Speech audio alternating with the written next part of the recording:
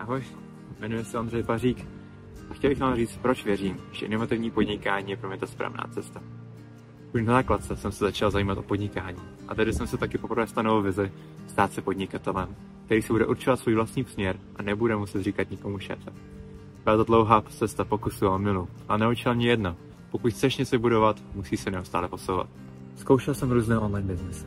SMA, SMM, copywriting, ale nikdy jsem v nich neviděl svoji budoucnost. Tohle všechno mě ale naučilo jedno, nezdávat se a jít dál, dokud se neobjevil trading, který mě konečně začal dávat smysl.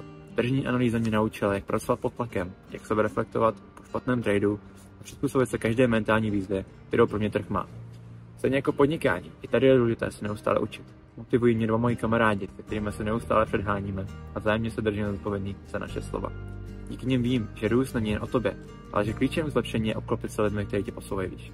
V minulosti jsem tancoval profesionálně a byl jsem mistrem v tanečním klubu Plamínek. Tanec mě naučil trpělivosti, jak vést lidi a jak udržet dobrou morálku v týmu. Když tancuješ, musíš umět komunikovat. A to stejné platí, když budeš business. Také se věnuji bojovým uměním, která mě ukázala, jak důležitá je disciplína a odhodlání. Každý trénink je pro mě novou výzvou a tyto zkušenosti mě formují nejen jako člověka, ale i jako podnikatele. Vyhrál jsem každý druhý závod, což mi ukázalo, že s odhodláním a pravidelným tréninkem dostaneš skvělých výsledků.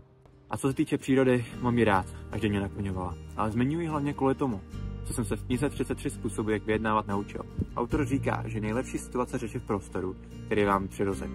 A pro mě je příroda právě tímto předprostorem, který mi pomáhá sklidnit a získat náhled. Je to místo, které mě inspiruje a dává mi sílu k dalším krokům.